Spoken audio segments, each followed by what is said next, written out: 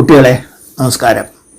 ഒരു തവണ കള്ളൻ എന്ന പേര് വീണ് കഴിഞ്ഞാൽ പിന്നെ അയാൾക്ക് യാതൊരു സമാധാനവും ഉണ്ടാവില്ല ജീവിതകാലം മുഴുവൻ എന്നുള്ള വസ്തുത വിവരിക്കുകയാണ് കുറവങ്കര അടുത്ത ശ്ലോകത്തിലും, അതായത് ബാലോപദേശം 2-ാം ഖണ്ഡത്തിലെ 14-ാം ശ്ലോകത്തിലും. ശ്ലോകം നമുക്കൊന്ന് ചൊല്ലി നോക്കാം. ആർക്കെങ്കിലും മുതലുപോയൊരു വർത്തമാനം കേൾക്കും വിധൗ കവരുവോർക്ക് ഭയം ഭവിക്കും. നോക്കേണമന്യന് ധനം നശിയാതെ തന്നെ കാക്കേണമെങ്കിലിഹ കള്ളനു നല്ല ജോലി. ആർക്കെങ്കിലും മുതല് പോയി എന്ന ഒരു വർത്തമാനം കേൾക്കും വിധൗ കവരുവോർക്ക് ഭയം ഭവിക്കും. ഇഹ തന്നെ കാക്കേണമെങ്കിൽ അന്യന് ധനം നശിയാതെ നോക്കേണം, കള്ളന് നല്ല ജോലിയാണ് എന്ന് ഏകദേശം അന്വയം പറയാം. ആർക്കെങ്കിലും ഇന്ന ആൾ എന്നില്ല എന്നർത്ഥം. ആ നാട്ടിൽ അവിടെ അടുത്തുള്ള ആ നാട്ടിൻ പ്രദേശം ആരായാലും വേണ്ടില്ല, അവരുടെ എന്തെങ്കിലും മുതൽ, അതായത് സ്വത്ത് പോയി നഷ്ടപ്പെട്ടു എന്നിരിക്കട്ടെ. അപ്പോൾ അത് നാട്ടിൽ പാട്ടവും അങ്ങനെയുള്ള ഒരു വർത്തമാനം പുറത്തു വരും. അത് കേട്ടാൽ കേൾക്കും വിധവും, ഈ വർത്തമാനം കേട്ട് കഴിഞ്ഞാൽ കേൾക്കുന്ന സമയത്ത് കവരുവോർക്ക്, കവർച്ച ചെയ്യുന്ന ആൾക്ക്, മോഷണം ചെയ്യുന്നവർക്ക് ഭയം ഭവിക്കും, പേടി ഉണ്ടാവും എന്നർത്ഥം. പേടി കൂടുന്നതാണ്, ഒരു തരം സംഭ്രമം ഉണ്ടാവുന്നതാണ്. പിന്നെ എന്താ പറയണ, ഇഹ ഇവിടെ കള്ളന് തന്നെ കാക്കേണമെങ്കിൽ, അതായത് സ്വന്തം രക്ഷ നോക്കണം എന്നുണ്ടെങ്കിൽ അയാൾക്ക് അന്യന്മാർക്ക് ധനം അല്ലെങ്കിൽ സ്വത്ത് മുതൽ അത് നശിയാതെ നഷ്ടപ്പെടാതെ നോക്കണം. അത് നോക്കേണ്ട ചുമതല കൂടി കള്ളനാവുന്നർത്ഥം. അന്യന്മാർക്ക് ആർക്കും ധനം നഷ്ടപ്പെടാതെ ഇരിക്കണം എന്നുള്ള കാര്യം അത് ഇയാളുടെ ഒരു പണിയായി തീരുന്നർത്ഥം, കള്ളൻ്റെ.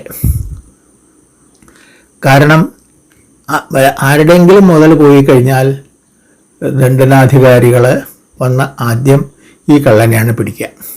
ഇത് നിൻ്റെ അടുത്താണ് മോഷണം ഉണ്ടായി, നീ തന്നെയാവും ചെയ്ത് എന്നുള്ള എനിക്ക് ചോദ്യം കൂടി ഉണ്ടാവില്ല. വന്ന അടി തടങ്ങും, അല്ലെങ്കിൽ നേരെ പിടിച്ച് ജയിലിലിടും. എന്നിട്ടാണ് പിന്നെ സംഭവ സ്ഥലത്ത് ഞാൻ ഉണ്ടായിരുന്നില്ല, അവിടെ ഉണ്ടായിരുന്നില്ല, എനിക്കിതിൽ യാതൊരു പങ്കുമില്ല എന്ന് തെളിയിക്കേണ്ടത് ഈ കള്ളൻ്റെ ചുമതലയാവുന്നർത്ഥം. അപ്പോൾ ആർക്കെങ്കിലും എവിടെയെങ്കിലും മുതൽ പോയി എന്ന് കേട്ടാൽ കള്ളന് പേടിയെ പോയി, ഈശ്വരാഞ്ഞ് പോലീസ് വരുമോ പിടിക്കുമോ എന്താ ഉണ്ടാവുക എന്നുള്ള ആ ഭയം ഭവിക്കും.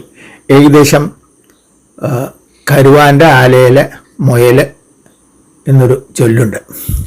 കരുവാൻ്റെ ആലയിൽ മുയൽ ഉണ്ടെങ്കിൽ കരുവാൻ്റെ ആലയിൽ എപ്പോഴും പല ശബ്ദങ്ങളും ഉണ്ടാവുമല്ലോ. മുറിക്കണത്, വെട്ടണത്, ഇടിക്കണത്, അങ്ങനെ ചുറ്റി കൊണ്ട് വെച്ച് അടിക്കണത് ശബ്ദം, ഇതുമാതിരി പല ശബ്ദമുണ്ടാവും. അപ്പോൾ ഓരോ ശബ്ദം കേൾക്കുമ്പോഴും ഈ മുയലിന് ഞെട്ടാനുള്ള നേരെയുള്ളൂ. അതുപോലെയാണ് കള്ളന് ഈ ആർക്കെങ്കിലും മുതൽ പോയി എന്ന് കേട്ടാൽ ഭയം ഭവിക്കും, പേടി കൂടും. കാരണം പോലീസുകാർ വന്ന ആദ്യം പിടികൂടുക തന്നെയാണെന്ന് അയാൾക്ക് നല്ല ഉറപ്പുണ്ട്. അപ്പോൾ നാട്ടുകാരുടെ മുതൽ പോവാതിരിക്കേണ്ട ചുമതല ഈ കള്ളൻ്റെ ആയിത്തീരുന്നർത്ഥം. കാരണം പിടിക്കപ്പെട്ട എന്തായാലും ശിക്ഷ ഉറപ്പാണ്. അപ്പോൾ കള്ളന് നല്ല ജോലിയാണ് എന്നാണ് കവി പറയണത്. അത്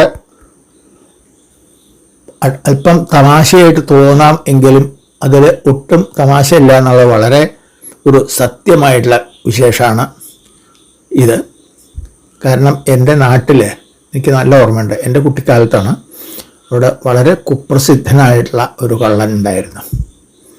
അപ്പോൾ അവിടെ മിക്കവാറും അയാൾ സെൻട്രൽ ജയിലിലാണ് താമസം. എങ്ങാനും കുറച്ച് ദിവസത്തേക്ക് ഇടയ്ക്ക് ജയിലിൽ പുറത്തു വിട്ടാൽ നാട്ടിൽ വന്ന് ഭാര്യയുടെയും കുട്ടികളുടെ ഒപ്പം ഒരു രാത്രി കഴിക്കുക ഉള്ളൂ. വന്നു കഴിഞ്ഞാൽ അതിൻ്റെ പിറ്റേ ദിവസം കേൾക്കാം 3-4 ദിക്കിൽ മോഷണങ്ങൾ പോയിന്ന്. അത് ഇയാൾ പാവം അവിടെ വീട്ടിൽ കിടന്നുറങ്ങിയിട്ടേ ഉണ്ടാവുള്ളൂ.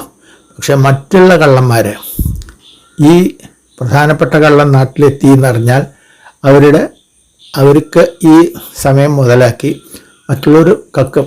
പക്ഷെ പോലീസ് വന്നാൽ ആദ്യം പിടിക്കുക ഇയാൾ തന്നെയാണ്. വീണ്ടും കണ്ണൂർ ജയിലിലേക്ക് കൊണ്ടിടും. പിന്നെ ആ കളവ് ചെയ്തത് ഞാനല്ല എന്നുള്ള തെളിവ് കൊടുക്കുക മുതലുള്ള എല്ലാ പ്രാരബ്ധവും ഈ കള്ളൻ്റെ ചുമതലയാണ്. അതാണ്, ഒരു തവണ കള്ളൻ എന്നുള്ള പേര് കിട്ടിയാൽ പിന്നീട് ജീവിതത്തിൽ മുഴുവന് വിഷമാണ്, നല്ല പണിയായിരിക്കും. അത് ഒട്ടും എളുപ്പമുള്ളതല്ല. അപ്പം അത് കഴിവതും അത് വരാതെ നോക്കുക. അതിന് ഈ അസ്തേയം എന്നുള്ള ഇതിനെ മുറുക്കി പിടിക്കുക. മോഷണം ചെയ്യില്ല എന്നുള്ള ഉറപ്പിച്ച് അത് തമാശയ്ക്കായാലും പോലും ചെറുതായാൽ പോലും ഒരിക്കലും ചെയ്യണം എന്ന് ചെയ്യുകയോ പാടില്ല എന്ന് വീണ്ടും വീണ്ടും ഉറപ്പിക്കാൻ വേണ്ടിയാണ് കവി ഇങ്ങനെ എടുത്തെടുത്ത് പറയുന്നത്. നമുക്ക് ആ ശ്ലോകം ഒന്നുകൂടി ചൊല്ലാം. ആർക്കെങ്കിലും മുതലുപോയൊരു വർത്തമാനം കേൾക്കും വിധൗ കവരുവോർക്കു ഭയം ഭവിക്കും. നോക്കേണമന്യനുധനം നശിയാതെ തന്നെ കാക്കേണമെങ്കിലിഹ കള്ളനു നല്ല ജോലി. എന്നാലും നമുക്ക് ഈ ശ്ലോകം പഠിക്കാം. മറ്റുള്ള കാര്യങ്ങൾ അടുത്ത ശ്ലോകം അടുത്ത ദിവസമാവട്ടെ. എല്ലാവർക്കും നമസ്കാരം.